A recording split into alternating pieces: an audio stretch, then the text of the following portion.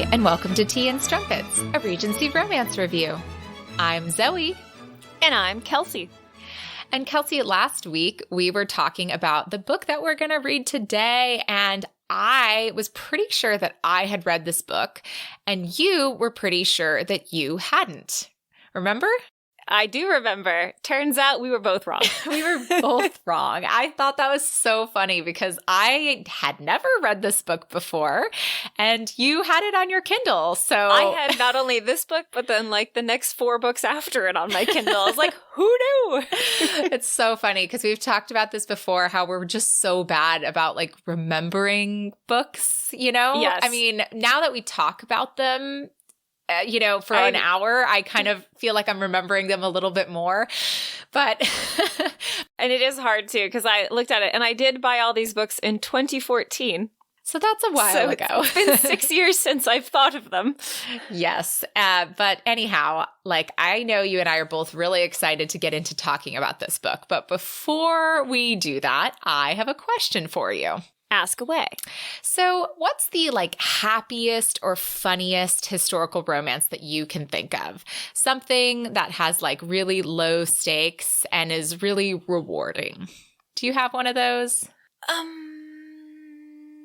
It's hard, isn't it? Yes, it's hard. I'm thinking of one, and it's a Julia Quinn. Ooh. And one second, I'm going to look it up. So I asked this question on Instagram to our Instagram followers because I was thinking about this right now. Sometimes things are a little bit stressful in the current world. And so I love reading romance because it's such an escape. But a lot of the romance books that we read, they have an arc to them, right? So there's some deep, dark moments or some difficult things that the characters have to get past. And maybe that's just not the mood that you're in, right? Yeah. So did you find the title? I have the title. Ooh. So it is The Secret Diaries of Miss Miranda Cheever. Ooh. And it's a cute little series too. And if I remember correctly, there's a great scene in it with a loud reading from a silly gothic novel. Aww. And if I'm remembering this book correctly, which I think I am. Well, fun, great recommendation. And the one that came to my mind, usually when I think happy fun, it's usually going to be Julia Quinn or Tessa Dare. So yes, also great. For me, I was just thinking, I think I've read almost everything that Tessa Dare has written. And the one that comes to mind, as far as being really funny and kind of light stakes, is The Wallflower Wager. And I know that the heroine does have a little bit of a dark past, but it kind of almost sneaks up at you. You don't quite realize it, and it doesn't get too deep into that. But there are so many funny lines in that book. It seems very kind of low stakes in general. And the last line, you're going to leave with a smile on your face. You're going to leave laughing. So that would be my recommendation. A very good recommendation. So now we do get to talk about the book we read this week, and that is The Madness of Lord Ian Mackenzie by Jennifer Ashley. Yes. And so Jennifer Ashley, or Allison James, is a new author for us. So we've got a couple facts for you. And the New York Times and USA Today bestselling author Jennifer Ashley has lived and traveled all over the world and now lives in the Southwest. She writes historical, paranormal, and contemporary romance as Jennifer Ashley, mysteries as Ashley Gardner, and paranormal romance and urban fantasy as Allison James. Jennifer/Allison/Ashley's more than 100 novels and novellas have also been translated into French, German, Spanish, Dutch, Japanese, Norwegian, Hungarian, Italian, Thai, Indonesian, and several other languages. Jennifer enjoys writing and reading above all else, and her hobbies include cooking, hiking, playing flute and guitar, painting, and building miniature rooms and dollhouses. Oh, that's fun. Isn't it? And I thought it was so cool that she has so many books. Most of the authors that we've read so far kind of stick to one genre. I think Sherry Thomas is maybe the one that has done some more. I know Lisa Kleypas has done a contemporary or two, but generally speaking, the historical authors we've read so far tend to be historical romance. Yes. So really cool because, yeah. And this book is so fantastic. I know. That's what I was going to say. And I was like, should we? Okay, spoiler We're just gonna alert, tell you, everybody. We loved this fantastic. book. We really loved this book. So we have some history facts this week. We're going to talk quite a bit about this now because we're going to talk about autism and we're going to talk about Savant Syndrome because this month happens to be Autism Awareness Month. And actually today, the day that you are listening to this, if you are listening to it on release day, April 2nd is actually World Autism Awareness Day. And while I noticed that it was Autism Awareness Month in April, and so I thought we should read this book, I had no idea that the day we were releasing this was going to be World Autism Awareness Day. So that was just serendipity. Perfect timing, Zoe. I do what I can.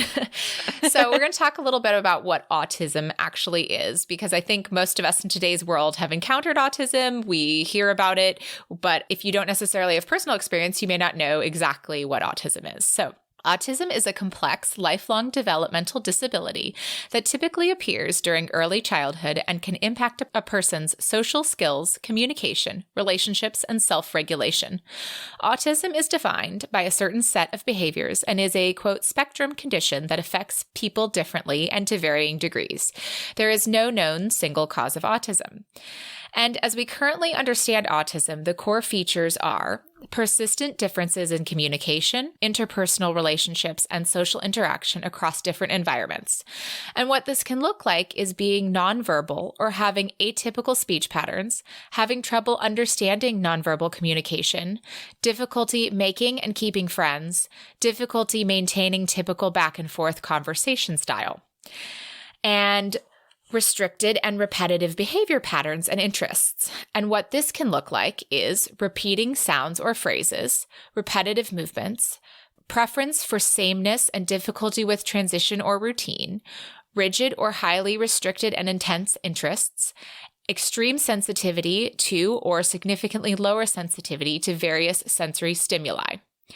And if you've read this book and perhaps through our synopsis, we got a lot of pieces of this, you'll see that our character has a lot of these characteristics.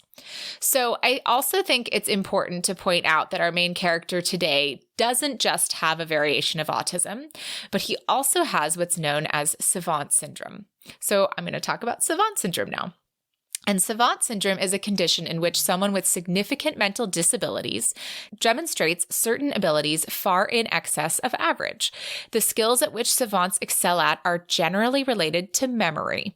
This may include a rapid calculation, artistic ability, map making, or a musical ability. Usually just one special skill is present, although our character has a few. He has rapid calculation and musical ability at the very least, and a perfect memory. So, those with the condition generally have a neurodevelopmental disorder such as autism spectrum disorder or have a brain injury. And about half the cases are associated with autism and may be known as autistic savants. While the condition usually becomes apparent in childhood, some cases may develop later in life. The condition, of course, is very rare. One estimate is that it affects about 1 in a million people. Cases of female savants are even less common than those of males. The first medical account of the condition, now this is cool, was in 1783. Wow. Among those with autism, 1 in 10 to 200 have Savant Syndrome to some degree. It is estimated that there are fewer than 100 savants with extraordinary skills currently living. Wow. So let's talk about that 1783 case, because how cool is it that we have that information? Right? That's really cool. I know. So this is coming from a paper titled The Savant Syndrome, An Extraordinary Condition, A Synopsis Past, Present, and Future by Darrell A. Treffert. So he says in his paper, quote, Savant Syndrome, with its island of genius, has a long history. The first account of Savant Syndrome is in a scientific paper appeared in the German psychology journal Nothi Saton in 1783, describing the case of Jedediah Buxton, a lightning calculator with an extraordinary memory. Rush, in 1789, the father of American psychiatry, also provided one of the earliest reports when he described the lightning calculating ability of Thomas Fuller, who could comprehend scarcely anything, either theoretical or practical, more complex than counting.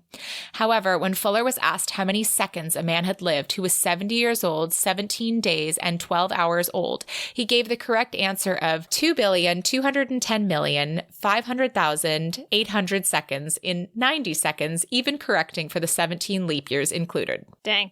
I know, right? However, the first scientific description of Savant Syndrome took place in London in 1887, which I believe is the same year our book takes place. We're definitely in the 1880s in this book. I think we're in the early 1880s. No, we have to be a little bit later, and I'll tell you why, because unless we're wrong about when the Pirates of Penzance came to London. So they may have switched that up, because at least I remember the second book takes place in 1883, and it's after this book takes place. Okay, well, 1883 would work potentially for Pirates of Penzance, I believe. I have that information later, so so don't worry, we'll get back around to it. So the first description of Savant Syndrome took place in London in 1887 when Dr. J. Langdon Down gave that year's prestigious Lutzomian lecture at the invitation of the Medical Society of London. In that lecture, he reflected on his 30 years as a physician at the Earlswood Hospital and described, quote, an interesting class of cases for which the term, quote, idiot savants has been given, and of which a considerable number have come under my observation. He then presented 10 cases of persons with, quote, special faculties that read exactly similar to cases now 121 years later. One of his patients had memorized the rise and fall of the Roman Empire verbatim and could recite it backwards or forwards. Other children with remarkable skill but, quote, had a comparative blank in all other faculties of mind. Still, other children showed musical ability, arithmetical genius, or precise timekeeping skill, all of which, when taken together, comprised a clinical picture of Savant Syndrome, special skills plus phenomenal memory, which unfailingly reoccurs in reports to this day. In 1887, idiot was an accepted classification for persons with an IQ below 25, and savant, or knowledgeable person, was derived from the French word savoir, meaning to know.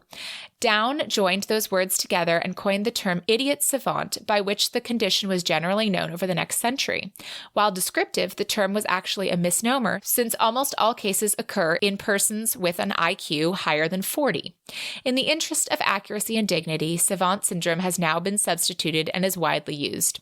Savant Syndrome is preferable to autistic savant, since only approximately 50% of persons with Savant Syndrome have autistic spectrum disorder, and the other 50% have some other form of CNS injury or disease.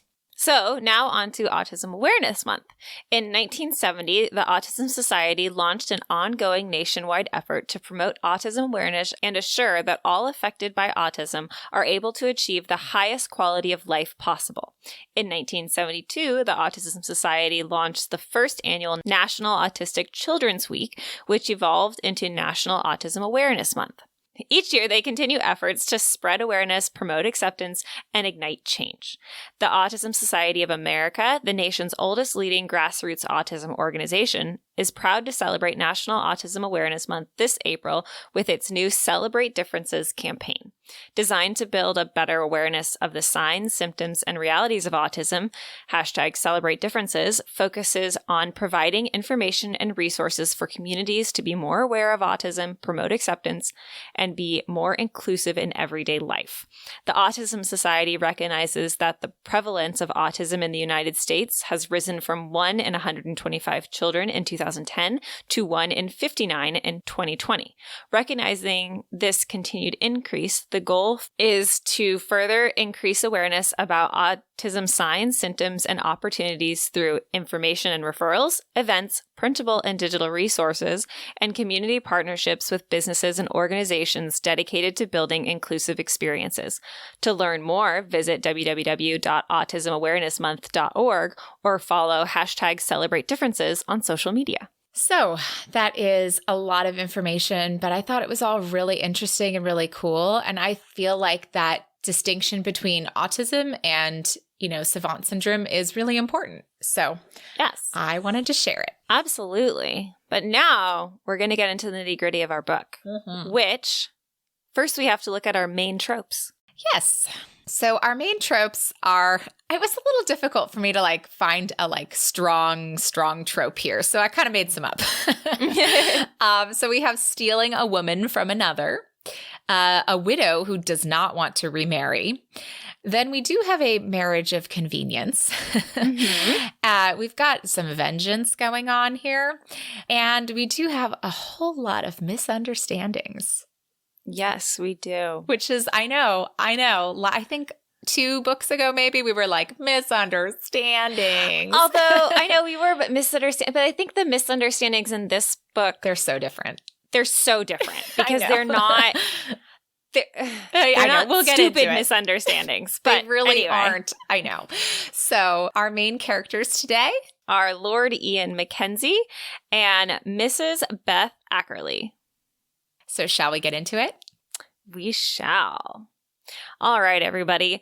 Lord Ian Mackenzie is a highly respected collector of Ming bowls, not vases, bowls. And today he's looking at a bowl available for purchase from Sir Lyndon Mather. Mather is engaged to be married, and the sale of this bowl will fund his wedding present. Mackenzie offers 1,000 guineas, and Mather is displeased. He paid 1,500 for it. Ian must explain himself. Quote, "There was nothing to explain. Ian's rapidly calculating mind had taken in every asset and flaw in 10 seconds flat. If Mather couldn't tell the value of his pieces, he had no business collecting porcelain. There were at least 5 fakes in the glass cases on the other side of Mather's collection room, and Ian wagered Mather had no idea." So Ian stays firm, even when Mather explains the need for the marriage gift. Ian wonders why not just give her the bowl itself, but Mather laughs at that. For women don't know the first thing about porcelain. Besides, she is a beautiful woman and rich in her own right. And Ian wonders what would bring a woman like that to marry Mather, for Mather is a bounder of the First Order with a house of kept women who is sent to his rare proclivities. And perhaps thinking it would sway Ian to a better price, Mather invites Ian to meet his fiancée at the opera that night. But of course, that doesn't work, and Ian stays firm, and finally they do agree on 1,000 guineas. And then, as the deal is finalized, quote, "Ian set aside the brandy and dipped his pen in the ink. He bent down to write and caught sight of the droplet of black ink hanging on the nib in a perfect round spear. He stared at the droplet, something inside him singing at the perfection of the ball of ink, the glistening viscosity that held it suspended from the nib. The sphere was perfect, shining, a wonder. He wished he could savor its perfection forever, but he knew that in a second it would fall from the pen and be lost. If his brother Mac could paint something this exquisite, this beautiful, Ian would treasure it. He had no idea how long he'd sat there studying the droplet of ink until he heard Mather say, 'Damnation, he really is mad, isn't he?' The droplet fell down, down, down to splash on the page, gone to its death in a spatter of black ink. 'I'll write it out for you then, my lord.'" And so Curry, Ian's faithful valet, helps Ian seal the deal, and they leave with the box. However, in the carriage, Ian has a task for Curry, quote, "Find out everything you can about Mrs. Ackerley, a widow now betrothed to Sir Lyndon Mather. Tell me about it tonight." "Oh, I? Why are we so interested in the right bastard's fiancé?" Ian ran his fingertips lightly over the box again. "I want to know if she's exquisite porcelain or a fake." Later that night at the opera, Beth Ackerley herself is having a nice time. Her fiancé is handsome and charming, and an excellent choice for a second husband. She'd had love and she'd had drama in her life, and while Lyndon Mather wasn't terribly exciting, he promised to be mellow, which was ideal for her. And in her box, Beth is first introduced to our hero as a very close friend of Mather's and a brother to the Duke of Kilmorgan. And as she first glances upon him, quote, her entire world stopped. For Ian is big, muscular, and hard, but, quote, his eyes set Ian Mackenzie apart from every other person Beth had ever met. And she knows instantly recognizes from the way her body responds to him that this man, quote, there would be drama aplenty. She sensed that in the restlessness of his body, the large, warm hand that gripped her own, the eyes that wouldn't quite meet hers. Should she pity the woman those eyes finally rested on, or envy her? Beth and Ian's conversation is brief, their eye contact non-existent, and Ian soon takes his leave. But he deftly slides a note into the elbow of her glove and whispers, "Read it out of his sight." And after he does leave, Mather gives us some background on Ian. He professes him mad as a hatter and tells Beth and the reader that Ian had lived in a private asylum most his life and his brother the Duke had sprung him. In fact, though, the entire family is scandalous. Beth mulls this information over because Ian had not seemed entirely mad to her. And finally, once Mather takes his leave, Beth is able to read the note. And it is shocking to the extreme. It reads, "I wish to tell you that Mather keeps a house just off the Strand near Temple Bar, where he has women meet him, several at a time. He calls the women his sweeties and begs them to use him as their slave."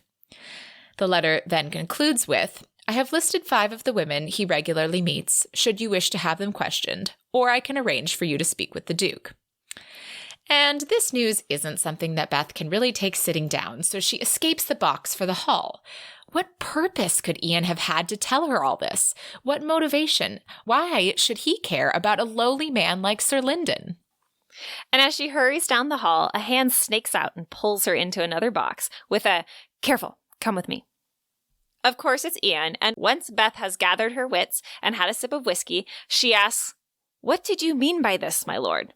Ian insists he meant what he wrote, and Beth returns that perhaps it's a collector's dispute. Ian replies that Mather isn't much of a collector, and there is no envy there. He tells her that Mather is a blind idiot who sees only her fortune, and that Mather is actually quite in debt. So Beth now admits that she is in an untenable position. "Why?" Ian asks. "You are rich. You can do whatever you like." But after a moment of silence, Ian continues abruptly with, "You could always marry me." Beth blinked. "I beg your pardon." "I said you could marry me. I don't give a damn about your fortune." "My lord, why on earth should you ask me to marry you?" "Because you have beautiful eyes." "How do you know? You've not once looked at them." "I know." So they argue a bit longer until Beth finally concedes that it was all very nice of him to offer. And Ian keeps insisting that it would be a good idea. So she tries another tactic. "If I said yes, what would you do?" she asked in true curiosity. "Balk and try to talk your way out of it?" "I would find a bishop, pry a license out of him, and make him marry us tonight." Ian is very direct. Yes. Beth laughs this off, but Ian again asks yes or no, and she argues that he knows nothing about her. But of course, Ian knows everything about her. His extremely resourceful Curry has been researching. He knows of her aristocratic French father, and he knows of her mother, who was the daughter of an English squire. He knows of their elopement, her mother's disownment, and their eventual fall into poverty. She and her mother had been forced to work in a workhouse since she had been 10. She had met her vicar husband when she was 19, and he died a year later of fever. Then a Mrs. Barrington had hired her as a paid companion, and upon her death had left Beth her fortune. Quote, Beth blinked as the drama of her life unfolded in brief sentences. "Is this Curry a Scotland Yard detective?" "He is my valet." "Oh, of course, a valet." She fanned herself vigorously. "He looks after your clothes, shaves you, and investigates the pasts of obscure young women. Perhaps you should be warning Sir Lyndon about me instead of the other way around." I wanted to discover whether you were genuine or false. She had no idea what that meant. "You have your answer then. I'm certainly no diamond in the rough. More like a pebble that's been polished a little." Ian touched a lock of hair that had drifted to her forehead. "You are real." Ooh, the heat between them is real too. And the conversation continues as Ian asks if she loved her husband. "With all my heart." "I wouldn't expect love from you. I can't love you back." Beth plied her fan from her hot face, heart stumbling. Hardly flattering, my lord, for a woman to hear a man won't fall in love with her. She likes to believe she will be the center of his abject devotion. "Not won't. I can't love you." "I beg your pardon. I'm incapable of love. I will not offer it to you." Beth wondered what was more heartbreaking, the words themselves or the flat tone of voice with which he delivered them. And after that admission, Ian admits he wants to marry her because he wants to bed her. And Beth knows that a true lady should swoon or call him out, but the tension between them is palpable, and she instead leans into his touch and asks, "Do you?" And she realizes that he thinks that she is a respectable lady, and therefore he should marry her to get her in bed. She gave a half-hysterical laugh. "My dear Lord Ian, do you think that is a bit extreme? Once you've had me in your bed, you'd still be married to me." "I plan to bed you more than once."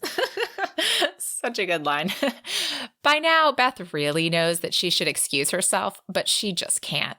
She knows she shouldn't enjoy passion and sex so much because ladies aren't supposed to, but she is a sensual lady, and this man is awakening parts of her. So they continue with her denying and Ian continuing to ask her until finally she does try to take her leave. But Ian can't let her go and asks her to stay and watch the opera with him. And when one aria finishes, he pulls her into a ravishing kiss, which continues with much gusto until they are interrupted by his brother Cameron entering the box.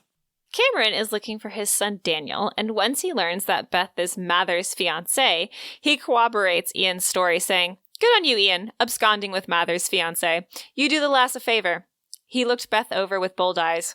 "You don't want to marry Mather, love. The man's disgusting." And while Beth adjusts to these brash Mackenzies who say things in front of a lady that are hardly proper, and adjusts to the fact that her fiancé isn't the man she thought he was, and adjusts to the feelings that Ian brought out in her, the Mackenzie men plan on a way to get Beth home safely and secretly in Cam's carriage. The next day, while Ian is in the bath, Mather comes barging in a rage because Beth has thrown him over, which means that Ian has swindled him out of her £100,000. He's threatening to sue Ian or ruin him, but Ian is nonplussed. In fact, after he's thrown Mather out, he goes back to thinking about what had his attention in the first place, the letter he'd received that morning from Mrs. Ackerley herself. In it, she had thanked him for his kind intervention and also for, quote, condescending to propose marriage to her, which she had realized was to save her reputation. But she has decided that instead she will simply avoid marriage and travel as a rich widow is entitled to. She's off to Paris, in fact. Bon voyage. And so Ian makes a decision. He's off to Paris as well. Next, we get to meet our villain, Detective Inspector Lloyd Fellows, who seems to have a real bone to pick with the Mackenzies. And this morning, he's had a tip from Lyndon Mather, who was following Ian, that Ian Mackenzie was seen exiting the house of a woman, Lily Martin, who had been found murdered later that day. And then Ian had immediately left for Paris. And all of this is eerily similar to a situation that had happened a few years back, where a whore was murdered bloodily and Ian had been immediately removed to Scotland. And of course, Fellows had been the inspector on that case, and so he is extremely happy for this information. Quote, "After 5 long years, he at last saw a chink in the armor that was the Mackenzie family. He would put his finger in the chink and rip their armor to shreds." Dun, dun, dun. Meanwhile, in Paris, Beth's quest to become an artist is going poorly. Though she has supplies and the inspiration in the form of a lovely view from a park, she doesn't quite actually have a clue how to paint or draw. So for a couple of days, she's just sat and stared. But this day, Beth's eye is caught by a man who looks very familiar. But as she looks harder, she realizes that it is not Ian, but as this man looks so strikingly similar to him, she surmises that it must be his brother Mac, who is a famous artist. Eventually, her staring catches his eye, and they strike up a conversation where she quickly admits that she has recently met his brother Ian and had a good interaction with him. This is interesting enough to capture Mac's attention, and he ends up offering to help her learn how to paint. So they are to meet the next day at 2 o'clock to begin. However, the next day comes and goes without Mac arriving.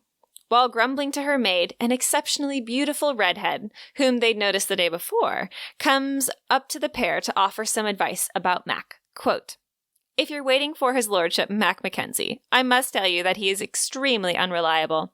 He might be lying in a meadow studying the way a horse gallops, or he might have climbed to the top of a church tower to paint the view. I imagine he's forgotten all about his assignation with you, but that is Mac all over. Absent-minded is he? Beth asks. Not so much absent-minded as bloody-minded. Mac does as he pleases, and I thought it only fair that you know right away. Are you his model? Beth didn't really think so, but this was Paris. No, my dear, I'm not his model. I am very unfortunately his wife. And we learned that Mac and Isabella Mackenzie are estranged, and they suffered a very public spectacle of a breakup and a long scandal 3 years past. Beth can see that Isabella is actually hurting despite her strong facade, and hurries to explain that she is a friend of Ian's, lest Isabella continue to get the wrong idea. And the ladies find immediately that they like each other quite a bit, and so begins their friendship. Ian, meanwhile, has arrived in Paris and is staying with Mac, who, after his meeting with Mrs. Ackerley, must know who she is to Ian. Ian, as usual, doesn't mince his words and explains that he asked her to marry him, but she refused. Mac is relieved at that, for he remembers what it was like for him when he eloped with Isabella and their brother Hart, the Duke, had disapproved. But Ian isn't concerned, and he intends to persevere and persuade her. And then the plot gets decidedly thicker. Curry and Ian catch up a bit, and we learn that Lyndon Mather hadn't been lying about seeing Ian at Lily Martin's house that morning, for Curry and Ian are discussing that morning and Lily's murder. Curry had stayed behind after Ian had left for Paris to try to see if he could figure out who had done it, but his inquiries had not been successful, and Ian admits during his discussion with Curry that he had been there and he had seen Lily that morning. And Curry's only learned that Lily didn't fight her attacker, and he's also gone all the way to Rome to check up on someone, and that someone has been there for a month and has never left. So those are the details we get at this time. Later that week, Beth is up at her normal hour in her new lodgings, although her roommate, Isabella, never rises before 1. She hears someone playing Chopin downstairs and investigates to find Ian. He is a musical prodigy. He mentioned this before at the opera, but he can play a piece note for note after hearing it. But he does not feel like he can capture its soul. But Beth is enamored with his playing and impressed. She tells him so when he finishes. I learned it when I was 11, he said. Quite a prodigy. I don't think I'd even seen a piano when I was 11. I'm sure your teachers were quite impressed. No, I was beaten for it. Beth's smile died. You were punished for learning a piece perfectly? Rather a strange reaction, isn't it? My father called me a liar because I said I'd only heard it once. I told him I didn't know how to lie. So he said, better to be thought a liar because what you've done is unnatural. I'll teach you to never do it again. Beth's throat tightened. That's horrible. I was often beaten. I was disrespectful, evasive, difficult to control. Beth imagined Ian as a boy, his frightened gold eyes looking everywhere but straight at his father, while the man shouted at him, then closing his eyes in pain and fear as the cane came down. And after that revelation, Beth reflects inwardly while Ian plays another piece. It's a sad one, and it moves her. She feels he is wrong about capturing its soul. But he notices that she is sad, and he asks her if she is okay, to which she says she is, but could he play something happier? Quote, Ian's gaze skimmed past her like a beam of sunlight. I don't know whether a piece is happy or sad. I just know the notes. So they work together to find a happier one, and they have a real moment together on the piano bench, because how can you not? Yeah. Learning a piece from the Pirates of Penzance, which leads to a very steamy kiss, of course, and some dirty talk, and then they're interrupted by Isabella. And while she's more than accommodating, this breaks the mood, and Ian delivers the message he came here to deliver. Mac would like to begin Beth's drawing lessons in 3 days after he finishes his painting. But before they part, Ian tells Beth he wants to see her again, and she says she wants the same.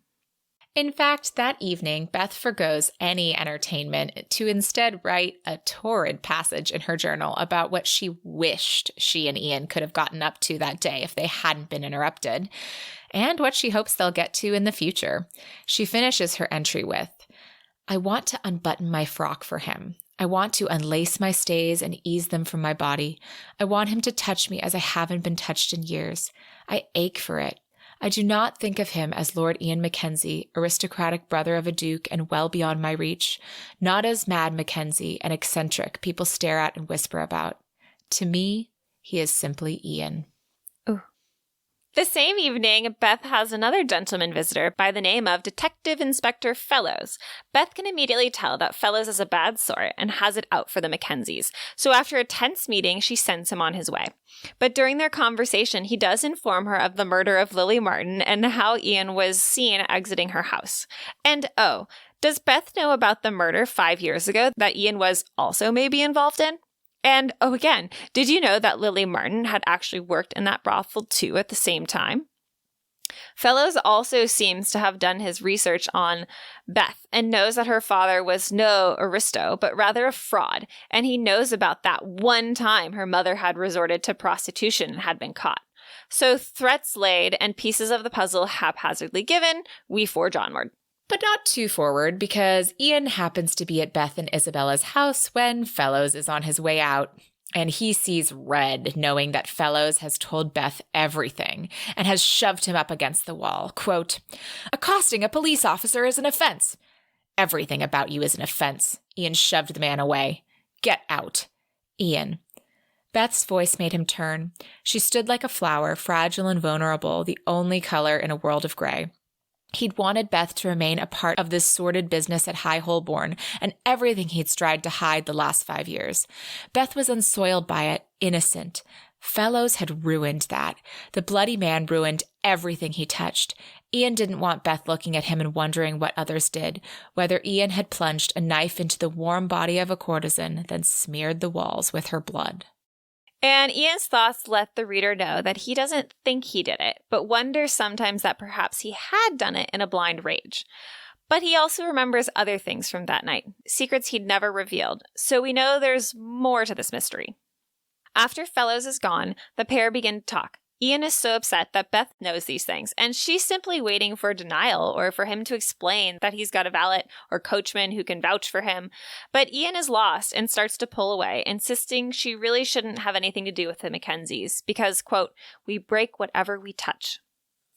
Beth doesn't give up that easily, though, insisting that she believes him.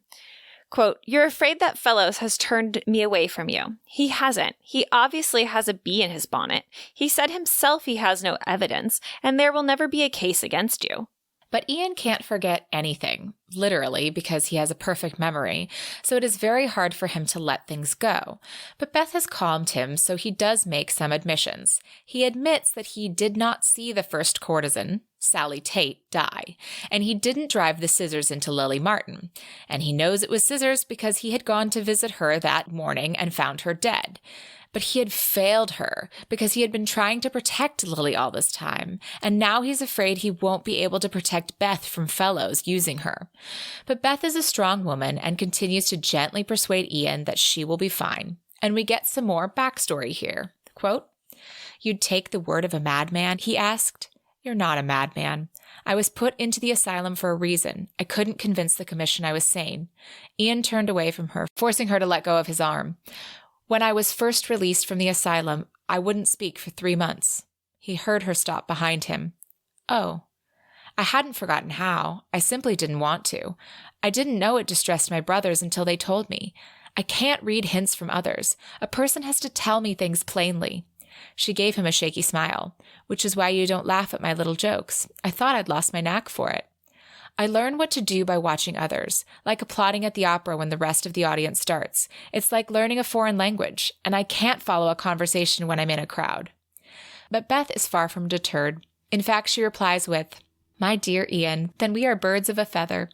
Mrs. Barrington had to teach me how to behave in society from the ground up, and I still don't know all the rules. For instance, do you know it's considered vulgar to eat ices with a spoon? One must use a fork, which seems rather ridiculous. The most difficult is to leave a few morsels of food on the plate, so as not to seem overzealous in eating. I had so many hungry days in my youth that I consider this beyond perplexing. And with the mood diffused, Beth gathers her courage to ask a question that she must know the answer to. Would Ian be interested in having a liaison with her? Of the carnal relations kind? On occasion, when they mutually agree. Ian says yes. In fact, they'll start now, before she has second thoughts. And they do not have encounter number 1, but they have an incredibly steamy makeout sesh that includes one of the sexiest hickeys I've ever read. It actually is very true. Right? I mean, like... A love bite. I mean, can we just call them love bites? Because it's way better than a hickey. It's way better than a hickey, yes. But, like, I've never thought a hickey was sexy until I read this passage. And though Ian wants to continue, he's also playing the long game here. So he somehow separates them gently and takes his leave, of course letting her know that he'll get her a message soon. But he is far from unaffected from their kiss. Quote, he would soon arrange it so he never had to leave. He'd marry her for a very basic reason, to have her with him every night, every day, every afternoon, and every time in between. He walked down the boulevard, something in him awakening and breaking free. After this scene, we have some development about Isabella and Mac that we're going to breeze over a bit because they do have their own book. But Isabella had left Mac because she loved him too much and she still loves him. So obviously they have much to work out, and we've seen already that Mac is definitely not unaffected by Isabella. An entire week passes without any word from Ian after their last meeting. Beth has learned that Ian helps his brothers with their accounts and investments, so perhaps he has been busy? But regardless, she is agitated. She finally hears from Ian while she is at a ball. A note tells her, "Most urgent, I see you. Top of the house. First door. Ian." And when she arrives, he tells her they must hurry. There isn't much time. But what he actually means is that she can't be away for too long or she'll be noticed, because he'd like to continue their liaison here and now. Yes, in someone else's house, and yes, without a bed. And so they have encounter number 1, where Ian takes a trip under Beth's skirts and does scandalous things with his tongue that she didn't even know were possible. Twice. And Ian leaves her love silly and doesn't even ask her to reciprocate. He's just like, there you go, have fun, bye. And the next day, Beth is out for a walk in the park when Fellows runs into her. He tries again to turn her, but this time with a different tactic, offering her marriage to him to save her reputation. But of course, Beth is having none of it, so Fellows gets angry and starts insisting again that Ian murdered those 2 women and he'll find a way to prove it. And however, this is all very unfortunate because Ian and Mac happen upon them, and Ian flies into a rage so strong that Curry and Mac can barely pull Ian off Fellows. And even once they do, Ian continues to scream at him, face purple, tears streaming down his face. A crowd has gathered to watch the spectacle, and after the Mackenzie brothers offer one more threat to Fellows to leave them alone, they leave. And Ian is left to contemplate that he's lost Beth now after flying into a rage in front of her. He damns the demons inside of him, and Mac morosely supplies, "We're Mackenzies. We don't get happy endings." But as usual, Beth is not dissuaded easily. And since Ian abruptly left the park, the next morning she goes to Mac's studio to find him and to apologize to both the brothers. Beth feels partly responsible for Fellows approaching her again. Her curiosity had gotten the better of her when he started telling his stories, so she hadn't shut down the conversation. So she and Ian discuss everything that Fellows said to her, including the proposal. And Beth wonders if Ian will forgive her. But he insists there is nothing to forgive and is amazed that she is here after seeing him that way in the park. And they discuss that too. Quote, "It stays away most of the time, but when I saw him touch you, my Beth, it rose like a fire. I frightened you." You did, rather. But not in the way he meant. Beth's father had been prone to violent rages when drunk. With Ian, she'd not wanted to flee. That he could have hurt Fellows, she had no doubt. But she hadn't been afraid Ian would hurt her. She'd known he wouldn't. She'd been more afraid that he'd hurt himself, or that a passing policeman would decide to arrest him. Beth rested her cheek against the stiff white fabric of his shirt front. "You told me not to protect you, but I don't want anything to happen to you." Beth also gives Ian a pin, which is engraved on the back, "In friendship." But this leads to conversations of love, with Ian asking, quote, "What is it like?" His words were so low she barely caught them. "Explain to me what loving feels like, Beth. I want to understand." This is a ridiculously hard question, and of course, the answer takes a few pages. Ian admits, quote, I can feel desire and wanting. I find you beautiful and I want you. She warmed. I must say you are quite good for my pride, but when you don't desire a woman, you feel nothing for her? Nothing at all. Beth heaved a sigh, and that, Ian Mackenzie, is why I said you'll break my heart. And while they're still miles apart, they're somehow closer than when they started, as there is more understanding between them. And that emotional closeness leads to encounter number 2, where Beth is fully unclothed and Ian teaches her how to pleasure herself against him, again foregoing his own pleasure. Quote, one night, he would have her. By then, Beth would want him so much he could make her his forever. Ian didn't understand love, by his own admission, but he knew having Beth in his life was something worth striving for. She'd said no the first time he'd asked her to marry him. She'd explained in her sensible manner that she had no inclination to marry, but he would change her mind. Ian Mackenzie had learned to be good at getting what he truly wanted. And in a delightful move, we jump from encounter 2 straight to encounter 3. Because encounter number 3 is described via a delectably torrid passage in Beth's diary, which is an encounter in the carriage where Beth finally gets to reciprocate by going down, her first time ever, on Ian. They both enjoy the experience immensely. But after this lovely reprieve, we move on to a new plot twist. It seems that Ian's brother, Hart, has discovered some gossip in a French newspaper about Ian and a Mrs. A, and Hart is immediately upset and ready to protect Ian, or perhaps Ian's fortune and perceived vulnerabilities, as always. Plus, Hart is Ian's family, and he knows what Ian is capable of. So he decides that whatever motives this Mrs. A has, they can't be good, and he readies to be able to leave for Paris at a moment's notice. Also around this time, Ian reflects that it's been a good while since he's either heard from or seen Inspector Fellows. While Curry thinks this might be a good thing, Ian is wary. And that week, Ian and Beth accompany Isabella on an outing to a den of iniquity, which turns out to be an illegal gambling hall. Although Ian doesn't like crowds, he is calmed somewhat by Beth's presence and by helping her bet smartly as he calculates mathematical odds for her. They're having a delightful time learning more about each other and basking in each other's company when the casino is raided! Ian and Beth race out a back door, and while Beth worries for Isabella, Ian assures her that Mac was actually there, so he will look out for her. And very quickly, it dawns on them that this must have been the work of Fellows. And it's raining, of course, so the pair are soaked and scurrying down alleys to avoid any police blockades.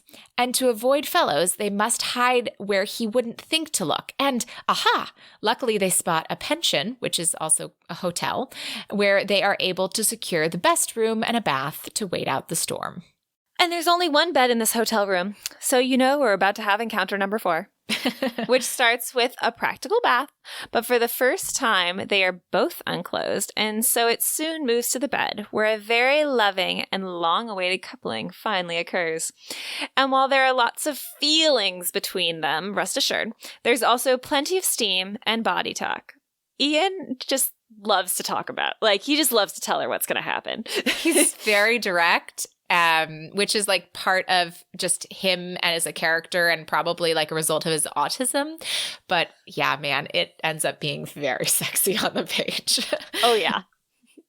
And when Ian climaxes, quote, in that moment, Ian opened his eyes like twin suns coming into view and let his gaze directly meet Beth's.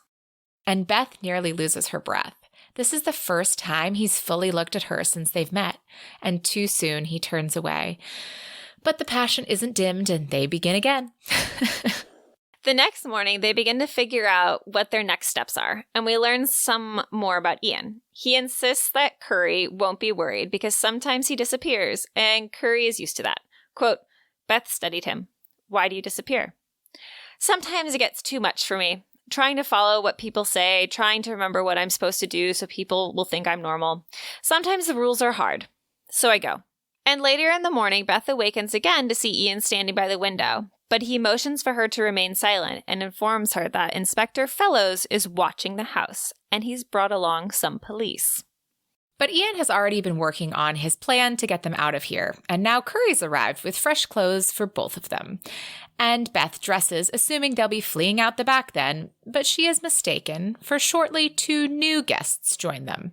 Mac and a priest.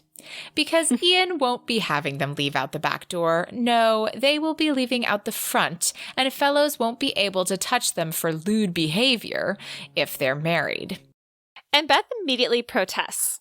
And Mac immediately protests her protestations, saying, "Why the hell not? Ian likes you. You get on, and he needs a wife." Beth squeezed her hands together. "Yes, but perhaps I don't need a husband." Go, Beth. Yeah. Ian, though, requests to speak with Beth alone, and Mac agrees, exiting and saying, "Sorry, I'm a little on edge. Marry him, do. We need at least one sensible person in this family." Ian argues that if Beth becomes his wife, Fellow won't be able to touch her. Hart's protection, his whole family's protection, will extend to her.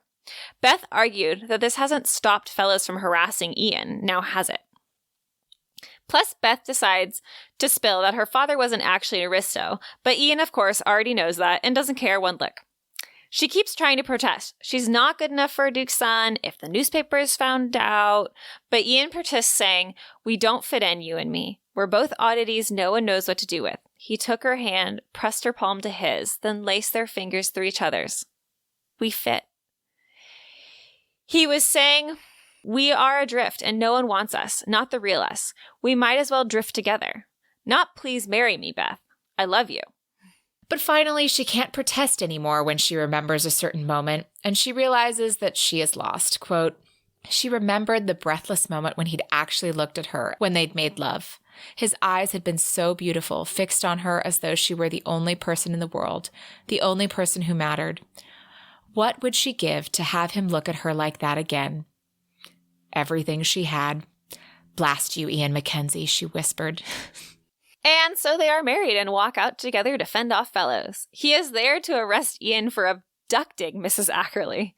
But of course, Mrs. Ackerley isn't there. Lady Ian Mackenzie is. Quote, "You lost that round, fellows," Mac said, clapping the inspector on a soggy shoulder. "Better luck next time." The inspector's eyes were hard as agates, and Ian knew they'd thwarted the man only briefly. The battle had been won, but the war raged on. The newlyweds immediately leave for Scotland and travel there by train, where they briefly have encounter number 5 to try to distract Ian from his distress at confinement on the train. And while it's a fun romp, he's still distressed afterwards. A day later, they arrive at the family's seat, Kilmorgan, which is an incredibly enormous house, if you could even call it that. They are greeted and introduced to all the staff, and then Beth is told she'll be led to her rooms. "Oh, and Ian, the Duke is waiting to see you in the drawing room." Neither had expected the Duke to be there, but he is. And Ian knows Hart will want to meet Beth, so he invites her along. Of course, this meeting does not go well. Hart is cold and doesn't even address Beth, instead asking, "Was there really no other way?" Fellows would have found some means to use her, or turned her into an excuse to arrest me. The man's a pig. Hart's stare came back to Beth. She was once a lady's companion? Why did Isabella befriend her? Beth pulled herself away from Ian and walked forward, sticking out her hand. "I'm very well, thank you so much for inquiring. The journey was tiring but uneventful. No problems on the lines, and no Fenian bombs at any of the stations." And Beth isn't done. As Hart continues to address Ian, she continues to pick at him. Finally, he addresses her to tell you if she did recall, he did not send for her. And they start to bicker some more until finally Beth is willing to relent and let Hart talk to Ian alone. However, Ian doesn't want that. They can talk at dinner after he sees Beth settled himself. Quote, "We have maidservants to help her. I want to do it." Hart gave up, but Beth could see it rankled. "The gong goes at 7:45 and the meal is served at 8. We dress formally, Mrs. Ackerley. Don't be late." Beth slid her hand through Ian's, trying to hide her nervousness. "Call me Beth, please," she said. "I am no longer Mrs. Ackerley and have become, to our mutual astonishment, your sister." Dinner is fairly uneventful, and afterwards, while Ian reads a treaty for Hart, Beth takes a turn around the garden. However, Hart comes there to threaten her a bit, insisting she's bamboozled Mac, Isabella, and Ian, but he won't be fooled. Beth replies, quote, "I remember telling Ian quite plainly that I had no interest in marrying again, and then there I was, signing a license and repeating that I'd be with him till death do us part. I believe Ian bamboozled me." That's such a good one. It is. But Hart thinks that Ian is vulnerable, and Beth must have been after him for his money, as he's an easy mark. And he continues raging and saying that he'll have the marriage annulled. Beth gives as good as she receives until she realizes the real problem. Quote, Beth summoned the courage to look straight into Hart's golden eyes. Can you not consider that perhaps I fell in love with him? Deeply, dramatically, foolishly in love, she thought. No. Why not? Hart drew a breath but didn't speak. A muscle twitched in his jaw. I see, Beth said softly. You believe he's mad and don't think any woman could love that. Ooh. But they remain at odds, Hart insisting that he'll send for the solicitor in the morning, and Beth insisting that she'll never hurt Ian. But Ian has been listening, and he's not happy with Hart. Quote, Ian took one step closer to Hart. Though he kept his eyes averted, there was no mistaking the anger in his stance and his voice. She is my wife under my protection. The only way I will let you do anything against this marriage is if you declare me a lunatic again.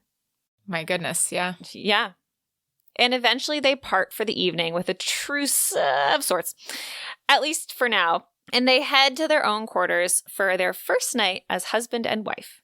And after a conversation about Ian's perfect memory and how it's a bit of a curse for him, Ian makes another confession, quote, You being with me makes it stop. It's like the Ming bowls. When I touch them and feel them, everything stops. Nothing matters. You are the same. That's why I brought you here, to keep you with me, where you can please make everything stop. Beth stared up at him, her blue eyes wet. Tell me how. Stay with me. Beth insists that she will. She even promises she won't leave him. And this leads us into encounter number 6, which is hot and heavy, and is the beginning of their newly wedded seclusion. They are finally brought out of their suite of rooms a few days later when Cam and his son Daniel arrive, who are full of good cheer and happy energy. And so life settles into a pace at Kilmorgan, with Cam and Ian teaching Beth how to ride and having family dinners together.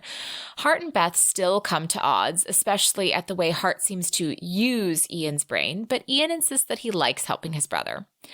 But the brothers have noticed a change in Ian, and in fact, Daniel let slip that the previous night at dinner was the first time that anyone had ever heard Ian laugh since before his time in the asylum. So there's movement. Mm-hmm. One day on a ride with Cam, Beth ends up heading out on her own when Cam's horse throws a shoe. And when she nears the folly they were approaching, she overhears Hart and Ian discussing the murder of Sally Tate. There are some juicy tidbits, but only one that hurts Beth. Ian admits that Fellows tried to persuade Beth to spy for him, and while he doesn't think she's a double agent, a wife can't go to the witness box against her husband. Now can she? Beth makes it back to the house safely after hearing this, but can't contain her grief from Ian when he asks if she is all right later. So she just has out with it. Please explain to me what happened that night at High Holborn. Please, I need to know. But Ian doesn't want to. He doesn't want her to look at him knowing what he knows. Quote, Do you trust me so little? With this, I trust no one. Except Hart. Especially not Hart. And then she explains that she had overheard them earlier that day, and she had overheard his comment about the witness stand. Quote, I heard you tell Hart you married me to keep Fellows from using you against me. Is that true? She bleated a short laugh. Of course it's true. You don't know how to lie. Help me understand, Beth pleaded. Tell me why you're so afraid, why you do this to me. I want to help you find out what happened, help you put it to rest. No, leave it be. How can I? It's tearing you apart. It's tearing me apart. If you tell me, if we think about it, maybe we can decide what really happened. But Ian is adamant that Beth stay out of it. That's why Lily Martin died, because she knew too much. And if Beth doesn't stop meddling, then maybe he won't be able to protect her too. Ian is barely holding on, and he begins down another path, wrestling with his emotions when they begin to talk about marriage. Quote, I can never give you what he gave you. Ian's chest hurt. You loved him, and I know that can never be between us. You're wrong, she whispered. I love you, Ian. He pressed his clenched fist to his breastbone. There's nothing to love. Nothing. I am insane. My father knew it. Hart knows it. You can't nurse me back to health. I have my father's rages, and you can never be sure what I'll do. He broke off, his headache beating at him. He rubbed his temple furiously, angry at the pain. And Ian can't really process it all. His body wants Beth, and he allows this weakness for a rough kiss, but then he throws her off him and storms out the house and into the garden, where he proceeds to force a gardener to load one pistol for him while he shoots another, over and over and over. Curry tries to get him to stop, then Cam and Hart are there too, but no one can get him to stop until finally Beth is there. Her voice breaks the cycle, and, quote, Beth's warm tone floated to him, and her cool hand rested on his. The world came rushing back. It was dimmer now, twilight having taken place of bright afternoon. The undergardener sobbed at his side, dropping the empty pistol and pressing his hands to his face. Ian's arms ached. He slowly unclenched the pistol that Curry eased out of his hand and found his palms blistered raw. Beth touched his face. Ian. He loved how she said his name. She spoke the syllables gently, her voice always soft, caressing. Hart loomed up behind her, but Ian dissolved into Beth. He slid his arms around her waist and buried his face in her neck. And while Ian is able to settle for the night, the next morning he is gone. And as he's known to wander when things get to be too much for him, Beth decides to take advantage of his brief absence and get some stuff done in London that she wants to do. Curry does not like this because what if Ian comes back and finds her gone? But Beth insists she will be back before he is and leaves with her maid, and also her new nephew Daniel Mackenzie, who convinces her that he should get to go too. She does send one telegram ahead, though, to A1 Detective Inspector Fellows. Ian is out in the wild with a friend of his who used to work at the manor, but has become somewhat of a hermit. He cools off quickly and can't stop thinking of Beth. He realizes that there's quite a pull to go back home, and after only a day, he returns. In London, Beth meets with Inspector Fellows. She just can't leave the High Holborn situation alone because she knows how it's tearing Ian apart. She has decided to take the matter into her own hands and work to figure out the truth, knowing that Ian is not the culprit. So she asks Fellows to tell her everything he knows about the murder and leave nothing out. Then she will share what she's learned. So we learn that there were 5 gentlemen present at Mrs. Palmer's salon at High Holborn. The other 3 gentlemen, though, Fellows doesn't suspect because they were respectable. Quote, visiting a brothel is respectable, the vicar's widow asks with her eyebrows raised. Beth is great. Yes. There are some conflicting stories of when Hart and Ian entered and exited from the ladies and gents and the Mackenzie servants. And by the time that Fellows got to interview Ian himself, 2 weeks later, Ian couldn't remember.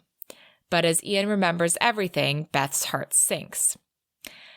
However, she stands strong because Ian can't lie, and he hasn't admitted to the murder. So she feels that Fellows, in his vindictiveness, has let the real murderer get away.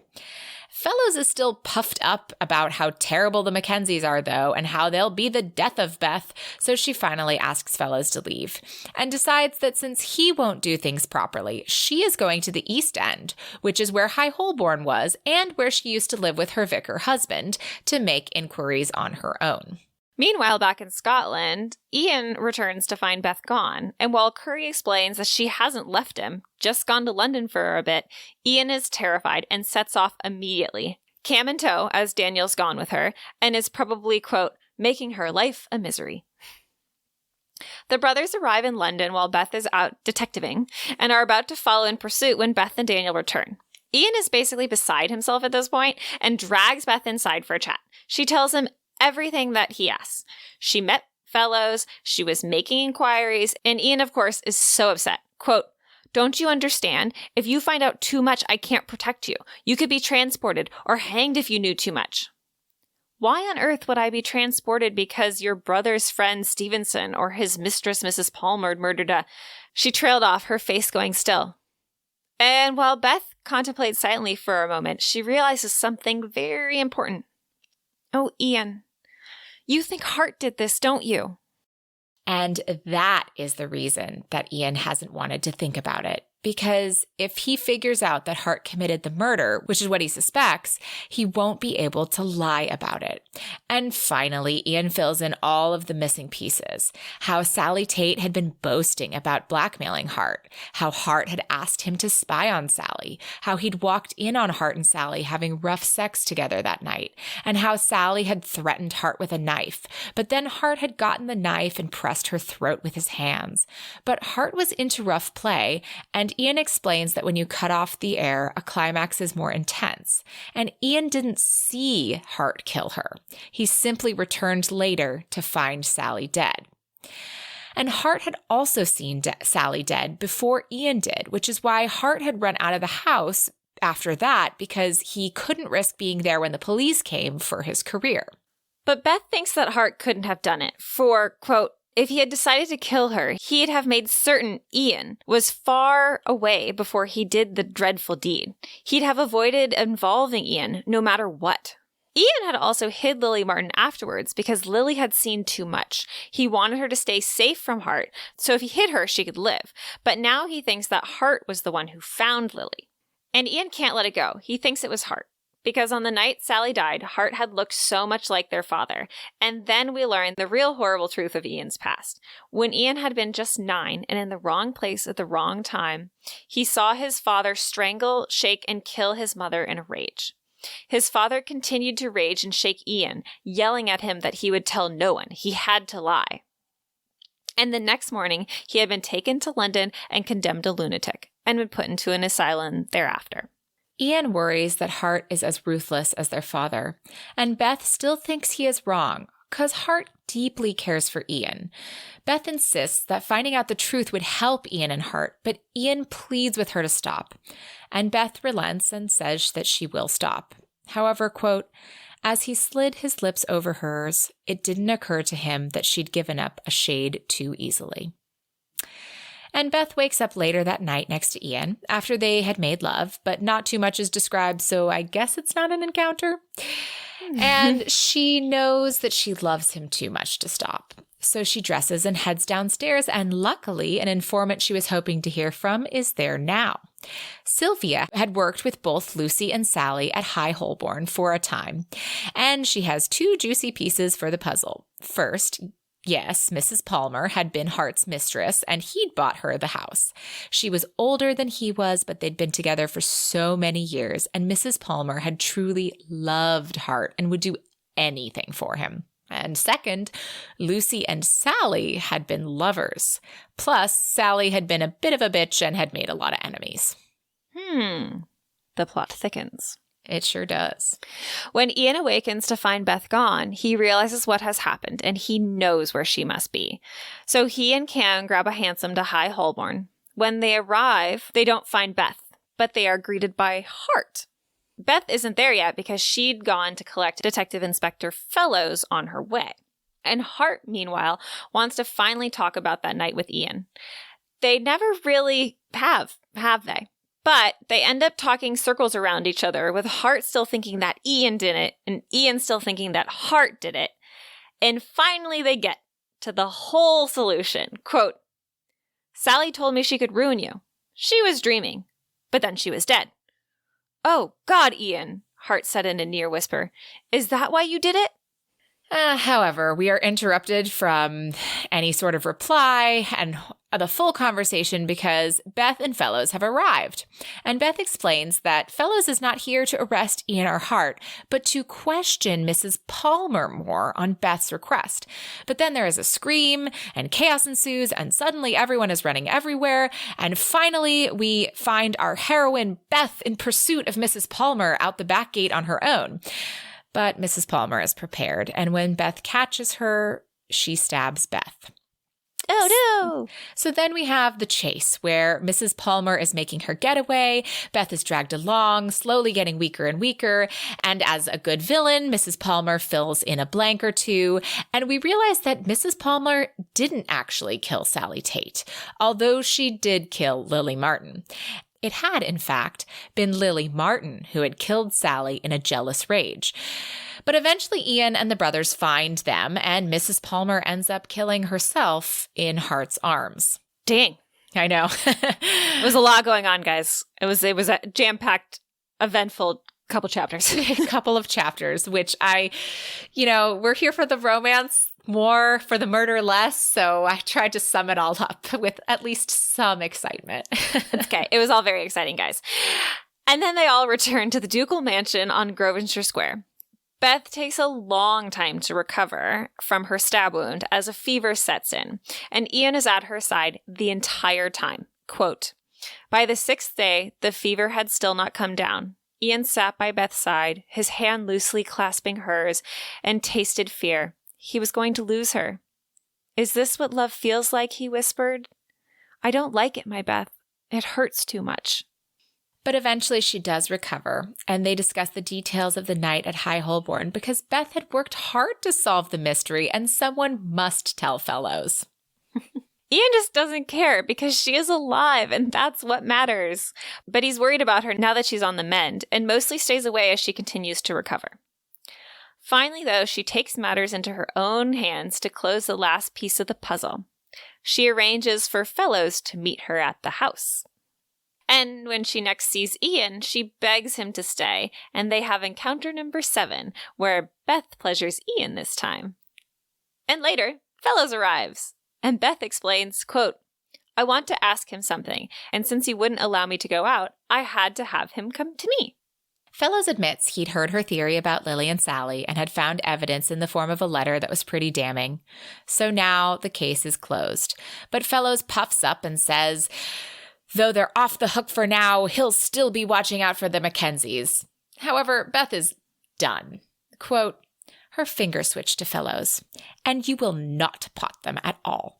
You will leave them alone and find real criminals who are doing real harm." "Oh, I will I? Your obsession ends now, because I know your secret." And our ever-observant Beth has noticed something. That Fellows looks an awful lot like the portrait of the Mackenzie brothers' father. Fellows is their half-brother. What? Plot twist! And once the Mackenzies realize this, Fellows is family. He isn't into the idea. In fact, he's pretty bitter, as he's actually 2 years older than Hart and would have been the Duke if he'd been born on the right side of the blanket. So he continues to resist, saying, quote, "I am not one of you," Fellows began. "You are," Ian said. "You don't want to because that means you're just as mad as the rest of us." "I am not a madman," Fellows returned. "There's only one madman in this room, my lord." "All of us are mad in some way," Ian said. "I have a memory that won't let go of details. Hart is obsessed with politics and money. Cameron is a genius with horses. And Mac paints like a god. You find out details of your cases that others miss. You are obsessed with justice and getting everything you think is coming to you. We all have our madness. Mine is just the most obvious." Everyone in the room stared at Ian, including Beth. Their scrutiny made him uncomfortable, so he buried his face in Beth's hair. After a silence, Mac said, "Proof we should always listen to the wisdom of Ian." And the mood lightens.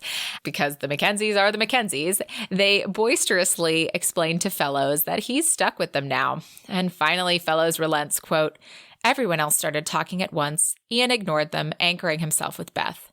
"Bloody hell," Fellows said. "You're all madmen." "And you're one of us," Hart said grimly. "Be careful what you wish for." Cameron rumbled, his big laugh. "Get the man a drink. He looks like he's about to swoon." "You'll have a Scots accent before you know it," Mac said. "The ladies like it, Fellows." "God, no." Daniel chuckled. "You mean, nay." And everyone dissolves into laughter. So a week later, our couple is on their way back to Scotland. But on the train, Ian has a very important question for Beth. He asks, "Do I love you?" Her heart banged in her chest. What a question. "When you were ill, when Mrs. Palmer's hurt you, I knew I'd die if you died. There would be nothing inside me, just a hole where you used to be. I never understood before. It's like fear and hope, both warm and cold, all mixed together." "I know."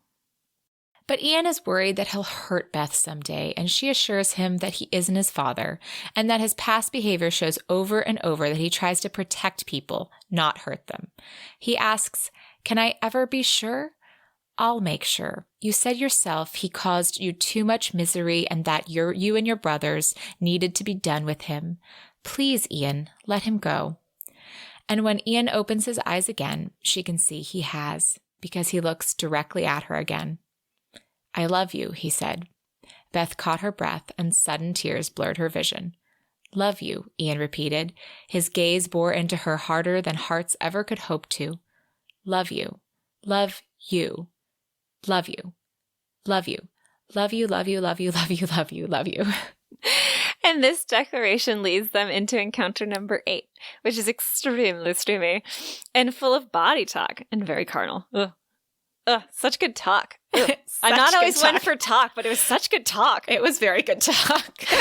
And also a whole lot of I love yous. And afterwards, Ian has one more thing to say. Quote, My Beth, he whispered. Thank you. For what?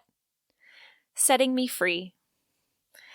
Oh, I know. This is so good. I know. I've got the tingles all over. I know.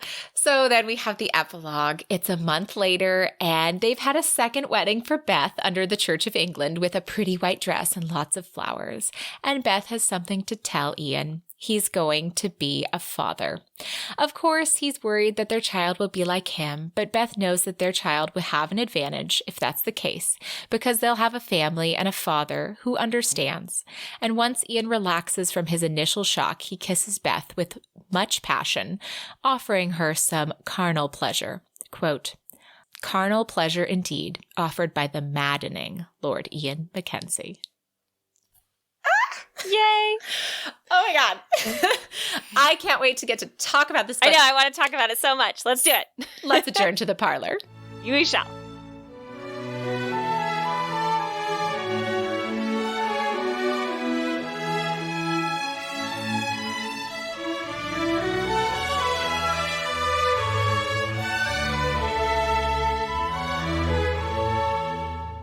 Today we're going to talk about Blush Magazine. If you don't already know, Blush Magazine is an online magazine dedicated to all things romance, and it's totally free. Yes, you can check it out online for free every month. So if you want to find out more, I recommend you go to bit.ly/Blush Magazine and subscribe.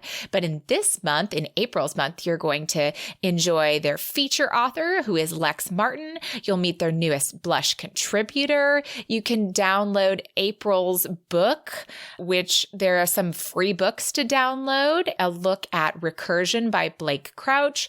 There's an article about book boyfriends that will make you swoon, and their feature article is Reading for Escape. So I think we all understand that right now. We all need a little escape. Absolutely. And they've also got a list of great reads to keep you busy while social distancing. So lots of fun stuff in there for April. So you should definitely check it out. And again, it's free. Yes. So check it out at bit.ly/Blush Magazine. And as we know that our book summary was very long this week, we're going to keep it real short and sweet from here on out in the parlor. You guys can find us on all the social medias at T as in Tom, N as in Nancy, Strumpets. And if you have a book recommendation, we'd love to hear from you. All that good stuff that you normally hear. Yeah, absolutely. You can also check out our website, romancepod.com. We might be putting up some more things up there since we've got a lot more free time. Yes, definitely check it out. We do have some new blog articles, but I think we're really excited to talk about our books. So we'll see you in the parlor next week. Yes.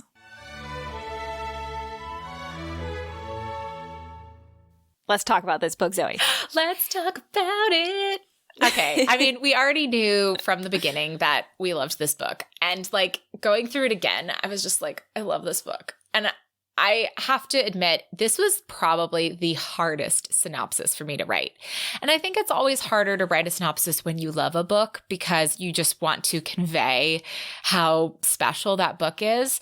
But this one felt really hard because the way that Jennifer Ashley writes Ian's character as an autistic person in that time period, she just was so brilliant, in my opinion, about that because there wasn't the word autism then. You know, that he had been in an asylum, right? And yeah, obviously he was put in the asylum because his father wanted to shut him up.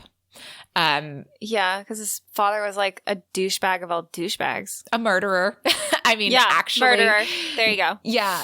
So, but, you know, other people like him were treated similarly at the time because there just was no understanding for that. So Yes. the way she wrote it, I just thought was so brilliant. And I just wanted to convey it. I hope I conveyed it. I don't think I did. I mean, I had so much fun going through the synopsis with you, but like, guys, you have to read this book. You do, because the thing is, all the quotes we pulled are like just snippets of it, and there's so much more to it. And like so much more. Beth's willingness to try to understand him and knowing that it's not that he's crazy or that he's insane. He just sees the world a little bit differently. And she's interested in seeing how he sees the world. Mm-hmm. Like, she wants to understand it. She wants him to have, like, she sees the caring of him. And also, too, it's hard to explain, like, the amount of devotion these brothers have towards each other. Oh, yeah, they're so cool. Like, they're just such a tight-knit family. I think, like, which is crazy because Ian was in an asylum for like 11 years, you know? Yeah. And they wrote to him, they sent him things, they, you know, they still like tried to be there for him. And they've really only known him for 5 years of his adult life. It's very weird. Yeah. But they were so close, you know, but they really tried to make up for it. Like, yeah.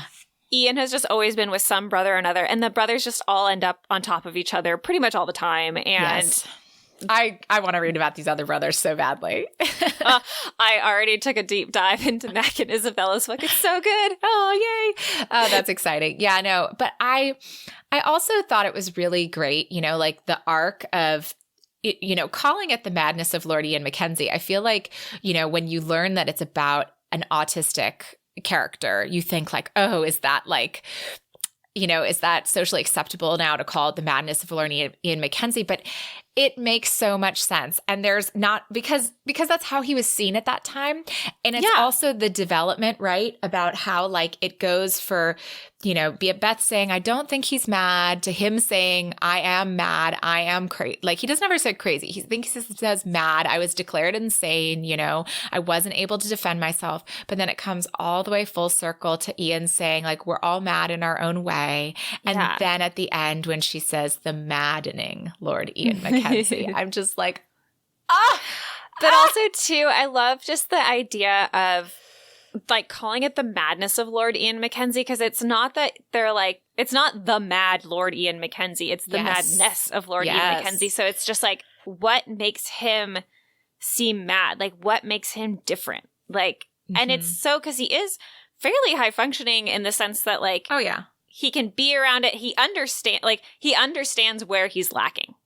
And like just to understand where you're lacking is a huge step to like being able to see it. And he does a lot just to like, because he knows he's like, I can't touch that because that's just a wormhole I can't let myself get into, you know? Yeah. And I think it's you know, I had this moment when I was reading it where I thought, okay, well, is he dangerous? You know, is Beth being naive that he actually will hurt her one day? But I think that so much of his angst and difficulty at that exact moment in his life came from his fear of what happened at High Holborn, you know, and that they hadn't been able to let it go. And I think Beth was right in saying this is a huge issue for him. And if we can remove this from him, he will be able to relax a lot more. And so I think, and I also think Beth wasn't naive. And you see that in other parts where she says, like, you know, you can see that the trend throughout your life, Ian, has always been to protect people. And also you remove yourself from situations when it gets to be too much, and you pull yourself away. You're very different from your father, and you have me, and you have Curry, and you have your brothers, and you have people around you who help you in these times. So yeah, I think Beth knows that there could be times in his life where this comes back again, but I think she really understands that, you know, he has tools and he does choose to use them. Yes. And I think that, you know, he talked about her being an anchor, kind of like the Ming Bulls were. Yes. And like, but you see that because when he is in a rage and he can't process anything around him, like the scene where he's shooting the gun and even some other scenes where he's like, he gets taken into things. It's literally just her coming up and saying his name is like, it's a lifeline for him and it grounds him. And so she is just the physical embodiment of those bulls that he loves so much. Yeah. And I didn't include that, but there was a passage where, you know, he talks about what it's like to touch the bowls and how it calms his mind. And then later when he talks about Beth being like a Ming bowl, it's like, oh, it's so like, it's heartbreaking and warming at the same time. It is.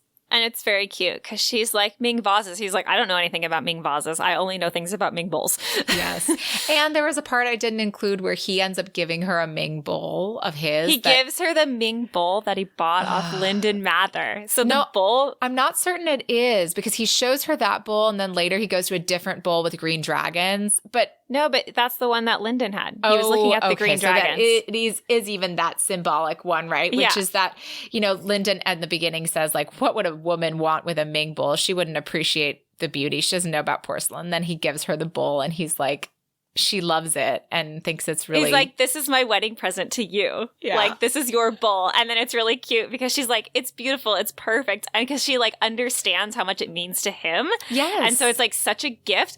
And then it's so cute because then he puts it back on the shelf where it belongs. It's a little like, you know, label thing. And it's just like, it'll just live there. Yes. But it's yours. But it lives there. I know. And she's read a book about Ming bowls. So she like knows a little bit because she wanted to know about his passion. I mean, there's so much more in there. I know. Oh.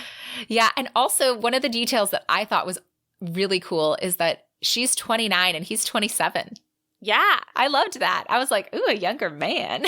I know. But I don't know. There was something about that too, where it's like, I don't know. It just felt right and good. And I just love them so much. So something else I thought was really interesting is that there is, you know, we talked a little bit in the beginning about the Pirates of Penzance. And so I've never seen or heard the Pirates of Penzance. I don't know. Have you ever? You have? Okay. I have. I've seen them. I've seen a like film version of it and I've seen the actual like production on stage. Fantastic. So I did a little bit of a deep dive, well, a very small one, but I was curious. I was like, I didn't realize it was that old, but it turns out that it did open in London in April 1880. And it ran for 363 performances there. So if we're talking the early 1880s, we're right. We're spot on. So very cool. And they start singing the song, I am the very model of a modern major general. And I had never heard that song before, but I do know that that is also a line that Lin-Manuel Miranda uses in Hamilton. Mm-hmm. And so I went and I listened to that song and I did not realize how crazy cool it is. It is so crazy cool because like I can't even say the words to it. Like I know the words to it, but it's so fast and it's such like full dialogue. Yeah. It's so difficult and it's amazing to listen to. Yeah. You may not have known, but I didn't know it. So when she was singing it to him, I was like singing it in my head. It's so and hard. I just couldn't imagine them being there on the thing because she's singing it and then he picks up to play it and it's just like, I know. And so I listened to it and it's so fast. And it is really cool because I'm like, yes, Lin-Manuel Miranda was totally inspired by this. And that's why he has the line in there, you know, because there are some really fast raps. And this is, I mean, I think this song might have, and I think I may have heard this fact before, that this song has more words per minute in it than Guns and Ships does in Hamilton, which is like, I think it's number 2 comparatively in musical songs. So anyhow, it's really cool. But I took the line out and I'm going to sort of, like I said, I've heard the song twice and I'm going to sort of try to say it and probably make a fool out of myself. But I found this so interesting because it's like, it's something like, I am the very model of a modern major general. I'm information, vegetable, animal, and mineral. I know the kings of England, and I quote the fights historical from Marathon to Waterloo in order categorical, or something like that. It's like, it's very like da da da da da da, right? Yeah, and it gets faster, and it gets it just like keeps going, and the lines get like crazy funny. And when I watched it, I was like, this is so good. I'm gonna have to learn more about the Pirates. But then in Right Hand Man in Hamilton, George Washington is singing, now I'm the model of a modern major general, the venerated Virginian veteran whose men are all lining up to put me up on a pedestal, writing letters to relatives, embellishing my eloquence. I'm just laughing now. Embellishing my elegance and eloquence, but the elephant is in the room. The truth is in your face when you hear the British cannons go boom, boom. Yeah. So it's like, they're so, like, I just love that inspiration. And I was just like, it's so cool. And it's everything connecting of all the things I love. And I love the, like, how, like, the Pirates of Penzance is very, very musically, and then you get to the like down kind of like gritty, like right-hand man. It's just so cool. It's so cool to see the inspiration. So anyhow, I know that was a bit of a tangent, but I just loved it. So it's okay. It's such a good scene because I love it because like that song is a happy song. It's like so happy. Like Gilbert and Sullivan. Like I had a friend and she was in a couple Gilbert and Sullivan productions, and so like I've seen a few of the productions from them, and like they're all happy. Aww. They're very uppity, very classically musical. Very cool. So let's get back into talking really about our hero and heroine and ratings for them. So let's talk about Ian, because we have been talking about him. We have been. What's your thoughts on Ian? I love Ian.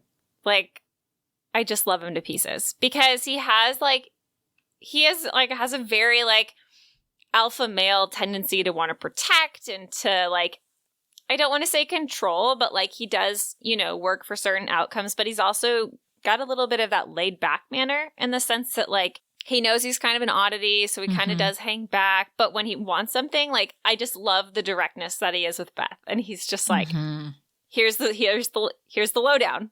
They do. They're very honest with each other. They don't really hide anything from each other. Beth, like I think early in their relationship, he says to her, people have to tell me things. I don't read clues. And she takes that very literally. And so she's very honest with him. And I think that's why we love their relationship so much too. But I also love like the warming of Ian, like as, the whole thing about like Ian laughing and laughing out loud, and everyone was startled by it because they hadn't ever heard him laugh. But the thing is like he was able to laugh because he was like learning to understand when Beth was making jokes.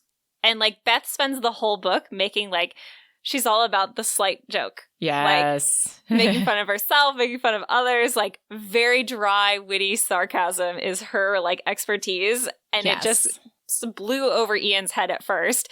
And then all of a sudden he kind of starts to understand when she's making those jokes. And so it's not like he fully gets them, but like he does get them in some ways. And then it's like a surprise laugh because he's like, I got it.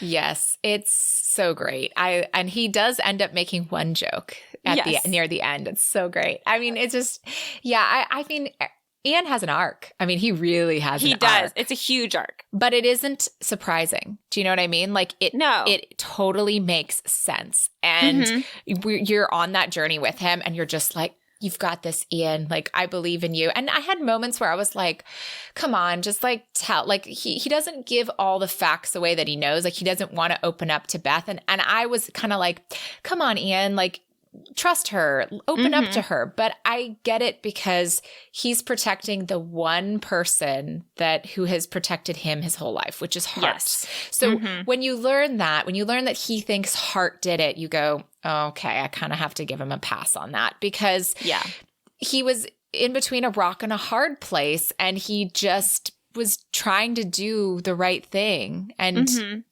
so it made sense to me. Well, and his arc is always in line with his character. It's one thing and it's something I like with a lot of romance novels is you can have characters with like differences in how they function and how they act, whether it's, Ian and like having some version of autism or like a blind character or like a deaf character. But the thing is like that doesn't get fixed at the end. Like Ian didn't get fixed. Like he evolved, but he was still always who he was. And so even at the end where he can like make himself meet Beth's eyes, it's still not for very long, but it's like he's working on it. Yeah. And it's a struggle for him. But the thing is, like, those little glimpses, like, she appreciates them so much. So even if she only gets it, like, once in a while, it's better than nothing. And so she's just like, okay. How heartbreaking is it, that line in the beginning when she's like, would she envy the woman who catches his gaze? Or would she, I don't remember it exactly, but it's like, oh, it's so good. Yeah. Oh, I completely agree. Have you ever read another book with an autistic character? Not an autistic character. I read one with a blind character. And it was great because the blindness was not fixed at the end. There wasn't some magical fixing of it. He's like, no, I'm blind and that's how I'm going to be. Yeah. So I have read one. I read The Bride Test, which is a contemporary novel.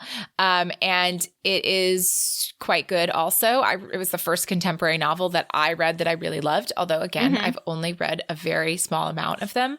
And so, yeah, it was similar. However, this character knows he has autism. And although his family like kind of brushed it off a little bit when he was younger, he still lived in the contemporary world and had an understanding of this is what I have. I'm not the only one with it. I'm not crazy. I have differences than other people. So it was very different than this, where the character doesn't have really any support for it except for having been beaten and tortured his whole life for being how he is. So yeah, it was just interesting. I don't really have much on that except like I thought both authors did a really, really great job with autistic characters and in their surroundings and in the time period that they were in. So let's give Ian a rating. Do you have a rating for Ian? Yeah. I'm going to give him like a 10. I just love him. Yeah, me too. I mean, I just love him. He's so cool. He's everything I love about a hero. Like he's interesting. He's clear. He's so different than so many of the heroes we read. And yet he, even despite his having autism, which some people might see as a stigma, and, maybe I'm jumping the gun here and saying this, but like, I don't think most people would like say like, I think autism is sexy. That's not something that I think most people would jump to, but like Jennifer Ashley did such a brilliant job with him. She did such a brilliant job with him. Ian isn't his autism, and Ian's autism isn't sexy, but Ian is sexy. Do you know what I mean? Yeah, he is such a cool character. I love how different he was, and I don't want that to come off as like I feel like this disability makes him sexier, but I just appreciate so much that the author took the time to do something different and to do it right. Yes. And I appreciate that so much. And I think she did a 10 out of 10 with it. 100% agree. Yeah. And let's talk about Beth, because she's also a badass. She is a badass. We've talked mostly about Ian just because he's so fascinating and such, like I said, all the things that I already said about him. But Beth is great. Yeah, she's very self-aware. She's very aware that like she has this new position in life because she inherited money, but she just was she realizes like how much luck played a part in her life. She's not really looking for anything in particular. Like she's very like fine with who she is. Yep. And that's like, she's very good with that. And she knows who she is and she's funny. Happy to walk away. And she's funny. She's so funny. But she's so perfectly funny for this book because she's not just like, right? She's like subtly funny. And I think a lot of the lines that we read really encapsulated that. Like when she comes up to Hart and she just kind of like, oh, everything's great and this and that. But she's not just only is she funny, but you need that. You need that little bit of lightness. You need someone who can take Ian's seriousness with a grain of salt and find some joy in it. And that kind of dichotomy is so great. And it's so great because we kind of touched on it briefly where her first encounter with Hart and she's just like, hi, I'm Beth. Like, nice to meet you. Yeah. Thank you for asking about the journey. Like, so good. Like she just is like, she's just as you're being asked. And Ian, we didn't talk about, but in the scene, Ian basically just like takes a step back and just delights in the fact that Hart is now like pitted against his wife. And he's like, God, she's great. Yes. Yes. And like, she's also, from the moment she meets Ian, she is attracted to him. And she really like is rooted in her own opinions. She doesn't let people sway her. And she really like sees Ian for Ian and like, just from the beginning, like she doesn't believe in his madness, she doesn't. No, she never sees it as a detriment. She's like, this is just who he is. And that makes him a wonderful, awesome human. Yeah. And I really like, and I just like, she even knows it from the beginning. She's like, I can love this man. Like he might be a little odd at times and he might not be the same as everybody else, but like I could easily love him. Yes. And like, that'll be hard because like, I don't know if that can be reciprocated to me. And that'll break my heart because I love him so much. Oh, yeah. I mean, it was just so smart. Like every character development, like moment, every line felt so smart because there really were just these, when she's like so attracted to him and writing in her journal and like all the things she wishes she would do with him. Like it's just a woman who's falling for a man, and there isn't like she just like you accept somebody who has like emotional trauma, or you accept that they have this, or accept that, they, I don't know, don't like spinach. She's just like, I accept that Ian is different than a lot of other people, but I'm attracted to him. And he deserves love, and I might be able to fall in love with him, even though I don't want to. Yeah. Yeah. Okay. So, Beth. 10. Yeah, me too. And that was what also made this book so good. Is the characters were so great. You have this stunning character in Ian that is like so fascinating to read and so interesting and so many dimensions, but you also have the same in Beth. Yes. Right? Like we kept talking. She doesn't let you down. Like both characters are fully formed. They're both dynamic. They both have interesting pasts. They both are happy to communicate. And it's just like, yes. And the two of them together are just like, oh, so They're good. fire. They're just so fire. good. Yes. So do you have a favorite quote from this book? And I know this is hard because I added so many that were so good. Yes, you do. There's one-liner that was just heartbreaking that I'm going to share because I think it needs to be shared. And then there's the other one that's at the end where Ian makes his joke. But the heartbreaking one is, so Ian was sent to the asylum after witnessing his father murder his mother. And it says, he'd been in the private asylum 2 weeks before he finally understood he'd not be allowed to go home, ever. Ugh, there were a lot of moments where my heart just like clenched in this book. Ugh. Which is just like broke. And then this one's a little bit more lighthearted because Beth has just told Ian that she's having a baby and he's worried, as we said, that the baby will be like him. And, quote, but he'll have an advantage. He'll have a father and uncles who understand. She smiled. Or she. If it's a girl, of course, she will be perfect. I agree, Ian said gravely. Beth started to explain her jest, then looked up at him in surprise. Was that a joke, Ian Mackenzie? You are teaching me, he leaned down to her, with your spicy tongue. Beth darted out the tongue in question. Does it taste spicy? Yes. He slid his thumb in a slow caress across her bottom list. But let me taste it again. Oh, they are so hot and heavy, those two. I know. Yeah, so mine is somewhere in the middle of those two quotes, I would say, as far as heat level. But it's in the beginning when they're first meeting at the opera. And this is when Ian is talking about how he can play pieces note for note, but he cannot capture their soul. And so Beth is like kind of surprised by that. And Ian almost said, teach me to hear it as you do. But he knew that was impossible. She was like rare porcelain, he thought. Delicate beauty with a core of steel. Cheap porcelain crumbled to dust or shattered, but the best pieces survived until they reached the hands of a collector who would care for them. So I just loved the symbolism and like foreshadowing in that, like there's a lot. I have to say I really loved her writing.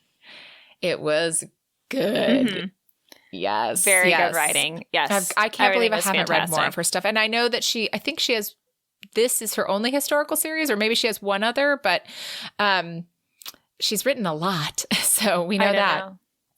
Yeah. I did realize, though, I hadn't read. So I was looking through the books and I realized I don't have like the last 3 in this series, which I'm going to buy one because one of them is Daniel's book, which I didn't read.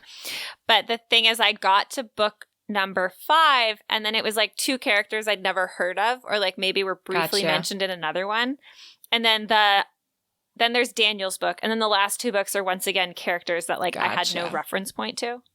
And so it was just kind of like, I don't know who these are. I'm not invested in them. I'm invested in the brothers and I'm invested in Daniel. And like, this is where my investment ends. Me, Mac and Isabella's story, like I'm a little hesitant because that's usually the kind of stories I don't love as much. Oh, it's a wild ride, Zoe. it's a wild ride because there's something that's going to get thrown at you that you're not going to see coming. It's wild.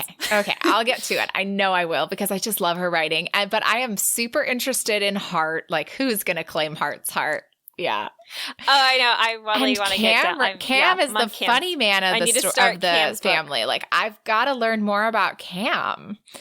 So let's talk about our steaminess rating and our encounter counters. You mean the steaminess that goes through the roof? It is so steamy. Like, literally, it's like someone took the teapot and just like poured it over my head of scalding tea. Oh my God. It's just like scalding hot. Like, scalding. And I loved it. Pour it all over me again. I know, right? Oh, it was so, like, it's so funny because sometimes it gets to that level and sometimes it like, not uncomfortable, like it doesn't get uncomfortable, but I'm kind of like, okay, I get it. Yeah, I get it. But with this, like, it was so like, because it was such like, all of it was like a slow burn. So, you know what I mean? Like, it was slow and it built and it built and it built. And then it just like, you know. I think and then it reached its climax. And then it was like, oh. Yeah. But I think we talked about this for the Viscount and the Vixen. I think that at that point, that was the most encounters we'd had. It was like 6, I think. Mm-hmm. And I think we both were like, okay, we get it. Like, they have sex again. Like, it wasn't, it just wasn't, it didn't feel right. But this one, like, they had 8 encounters. This is the most encounters we have had in a book. And there were technically like maybe 2 others because she wrote about one in her diary that, again, wasn't explicit. And so I didn't include that one. And then there was like, they woke up the next morning after having sex. But I was like, but we didn't talk about it. So it can't be, like, doesn't fit the criteria of what we count. Yeah. But like every single time felt important. It did. And it wasn't like, it was definitely, as we've talked about, like the whole point of sex in these books is to like further the relationship along. Yes. And all of them felt like a moment in the relationship. Like even when they have the one on the train and it's because like Ian's pacing and he doesn't like being confined and Beth's understanding that, but she's like, can we take your mind off of it? Yeah, you know? Yeah. Which is just like a moment for them. And then it's also but it also helps in a disconnected moment too, because he just goes right back to pacing, but at least she slowed him down for that minute. And so you see his willingness to come to her, even if he's like having trouble, So it's just, oh yeah. All so good. It's really good. Like, I just feel like the chemistry between the two of them was like off the charts, and they felt like 2 people who had just been waiting to find each other. Like, oh yeah. And I love it because it was like the moment she saw him, she was man. Danger zone, danger zone, danger zone. Yeah, definitely. And she was just trying to like make her way in life, and her circumstances had changed so much over her short life, right? Ups and downs. And she was like, I all of a sudden have all this money and I just want to be stable. I just want to be stable and like have a nice life. And so like, that's all I want. I want it to be, easy, breezy, beautiful. Yeah. I mean, she was only looking to marry in the first place because she was like, ladies have husbands, like that'll be good. And like, he seems kind of boring enough, which is all I want out of life. Oh my gosh. Anyhow. We could talk about their heat all day, but let's talk about the feminist recap. Yes. I will also just talk about this as an inclusive recap too, because this book was very inclusive. Like, there's a moment in Paris where Ian actually like meets a quote unquote friend, and it's someone he knew from the asylum because he helped like displace punishment, because he's like, yeah, he likes men, but he can't help that. So yeah. Like, whatever. Yeah, it was interesting. I wanted to put that in here because I loved that, but I was like, I have to cut out somewhere or we're never going to get through this synopsis. It made sense to cut out. But it's very cute, guys, because like they meet in Paris, and then when they have their wedding, they invite that lord. Yeah. Because Beth is like, Ian does have a friend. Yes. Kind of. Yeah. It's an extremely positive, inclusive book. And I also think it's very feminist as far like looking at 100%, because Beth is such a strong voice, but also there are moments like sexually where like she says, I have this quote where she says like, and if I decide to run away, and he says, then we'll wait. And Beth hesitated, her legs feeling like water, but at the same time, she knew nothing would induce her to leave this room short of a fire. a very large fire. I'll need help with the buttons, she said. So there's all these like, sexually freeing moments where she's like, yeah, I want this guy. This is for me. I'm a widow. What am I waiting for? But it's like, and even though he was like the one that was like, I want to bed you, like, I can marry you, like, even though he initiated that, like, the first, like, she was the one that was like, I've given it some thought, and I think we should, have an affair, essentially. She was just like, I've given it thought, and I think we should proceed with this, but we're doing it on my terms. Yes. It was great. I mean, Beth. Beth, Ian, I loved them both. So let's get into our final book rating, shall we? We shall. I have one more comment about the book in general that I didn't talk about in our general recap. So I think if I had to say that the book had any weaknesses, I felt like the murder plot, like, it just took a while to kind of get all the pieces. I actually really loved uncovering them all. It just, like I kind of already said with Ian, like I was like, why are you holding back? And then when you find out why he's holding back, you're like, damn it. It makes sense now. I also felt like Fellows, like I kept being like, why does Fellows hate them so much? Why does Fellows hate them so much? And to me, what seemed the most natural conclusion there was that some woman in Fellows' life had been wronged by the Mackenzies. Because which I guess was maybe his mother, but technically it's true. His mother was wronged by the Lord Mackenzie. But I just kept waiting to see that, like, somehow, Cameron's wife had died in birth with Daniel, and Hart's wife had died. So there were all these women who'd come in contact with Hart's wife died in childbirth, but Cam's wife Cam's wife killed herself. Killed herself. She tried to kill Daniel, and then she killed herself. So tragic things, right, with these women. So I expected there to be some really tragic story like that, or one of those women had somehow been maybe the woman he'd fallen in love with, or I don't know, something.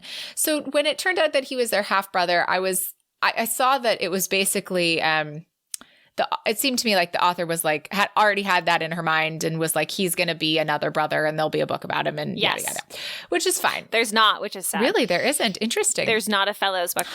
Like I said, you get these weird characters I know nothing about. Well, I'm sure they pop up here and there, but I'm sure they do. I don't remember. Yeah, I don't know. I don't know. It didn't connect with me quite as much, although I loved the scenes and thought that they were funny. So that's where I felt like maybe if the book had a bit of a weakness, that was where it was. Yes. And I think that reading Mac and Isabella's book recently too, which I know you haven't, but I can tell you that, like, it seems that's kind of like her formula. There's like this one overarching like type mystery that, like, putting the puzzle pieces together is part of what kind of drives that plot along and drives that character development, because there's like this one overarching thing that they have to worry about, but it's not always at the forefront. Like, the relationship is really the forefront, but this thing is like big cat. Like, when you would have where you would have a point of the characters like having that, big misunderstanding where they have that break away from each other. This, instead of using that plot device, this whole overarching, murder plot is actually what kind of takes its place. So there's like, that murder plot kind of gets injected in there to kind of further along. Yeah, no. I mean, so I loved the murder plot, at the end of it. I just was like, okay, maybe there's talk about some crazy twists and turns on that murder plot. Seriously. And it was thrilling, and we didn't do it justice. Like, if you read it, you'll be like, oh, here's where the things come in. Like, it's so you don't expect Mrs. Palmer until like the very end. Yeah. And I was okay. Anyhow, but I would love to give this book a final rating. Would you like me to go first this time? You went first on all the others. Yeah, you go first. Yeah, I'm going to give it a 10. Oh, thank God, because that's where I'm at too. I wanted to mention that I thought maybe there were some weaker points with that, but like, for goodness sakes, I have not read a book in so long that had me so riveted and had me so happy. I had such a thrilling time reading this book. Yeah, and especially since it's, it's a new author for you. I didn't even remember I'd read it. So it was so it was a total, like, I read it and was immediately captivated by it and was immediately drawn into the story. And then I immediately had to, like, read the others because I had to know. That paragraph in the beginning of this book where Ian, like, it's literally in the beginning, where Ian, like, gets stuck staring at the droplet of ink. I was just like, this book, I love it already. It's so good. It's so well written. I was just like, I was so enamored. It was everything I love. Yes. No, it was absolutely fabulous and great characters. Honestly, like, great characters. And you're going to like Mac and Isabella's. Okay. You're going to like it. Even if it's not your favorite trope, like, there's nothing wrong with that book. Like, that book is also fabulous. Okay. I will definitely read it. I am so excited to do so because I really loved this book, and I'm so glad you did too. In fact, I'll part the curtain a little bit. I texted Kelsey after I knew she had read it, and I said, I just have to know if you liked this book or not, because normally we don't ask this question of each other until we talk in the podcast. But I was like so afraid you were not going to love it, and then I was going to spend all this time writing the notes and then waiting, and then you were going to break my heart like you did with the Earl I ruined. And so I was like, I just have to set my poor little heart up for that this time. And you were like, no, I really liked it. And I was like, oh, thank God. No, I was like all ready to talk about it afterwards. I finished reading it and I was like, okay, let's go. Yes, it was just, I haven't read a lot of new to me books because we've been choosing books for the podcast that are series, often a reread.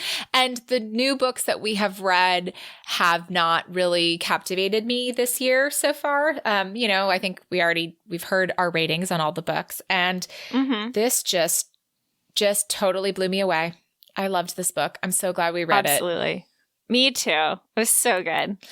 Yes, and sadly we are not continuing with the series at this time, but what are we reading next time, Kelsey? Next time, we are headed back to Pennyroyal Green. Yay! Woohoo! And we will be reading A Notorious Countess Confesses by Julie Ann Long. Yes. Which is our lovely, handsome vicar, Adam Slevine. And I don't remember the countess's name. Evie. And Evie Countess Duggan, Evie. I believe. We have Adam and Eve.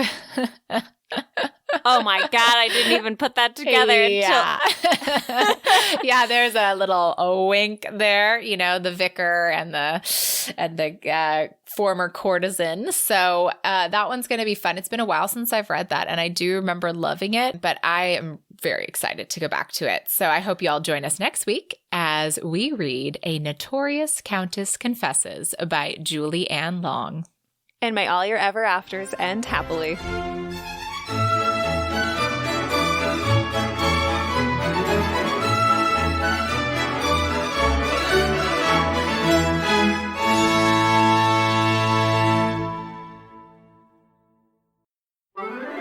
Tea and Strumpets is part of the Frolic Podcast Network. Find more podcasts you'll love at frolic.media/podcasts. Should she pity the woman those eyes finally rested on, or envy her? Oh, I'm sorry. I have to pause. I love so many of these quotes. Okay, sorry. Go ahead. Keep going. Okay. She trailed off, her face going still. I'm sorry. I have to break in. I did not notice that until my second, that she kind of like trailed off after Miss Palmer murder day. Like she had that idea earlier. I totally didn't catch that. I'm sorry. Keep going. She trailed off, her face going still. To me, he is simply Ian. Ooh. I know. I just have these moments all through this book. I'm sorry.